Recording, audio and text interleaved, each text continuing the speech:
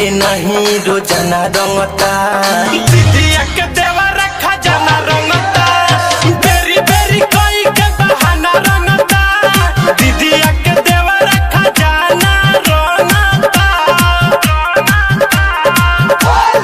Music by Deeplesh प्रेमी।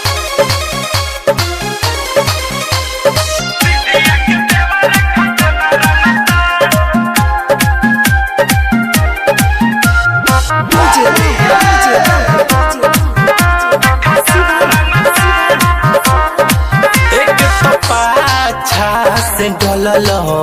से हमारा समीज में बड़ी लागल पाला भीतरी के चीज में एक तो पाछा से डलल से हमारा समीज में बड़ी लागल पाला भीतरी के चीज में करेला बड़ी उतर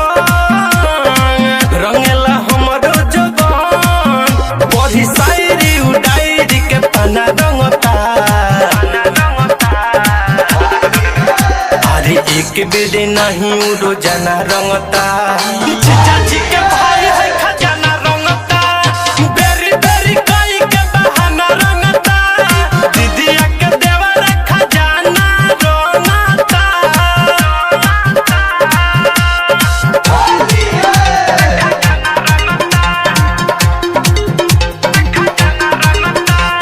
Presented by Famous Music।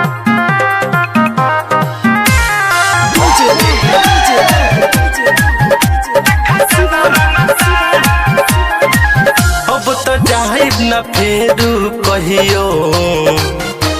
जीजा जी के घर हो रतियो में डलस रंगलस दिन दोपहर हो अब तो जाहिब न फेरू कहियो जीजा जी के घर हो रतियो में डलस रंगलस दिन दोपहर हो बहिया में हमके भरे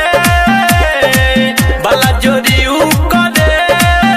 राजा देश सखी हमर दवा खाना रंगता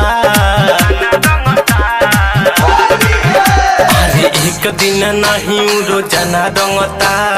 दीदिया के देवर खजाना रंगता बेरी बेरी कोई के बहाना रंगता दीदिया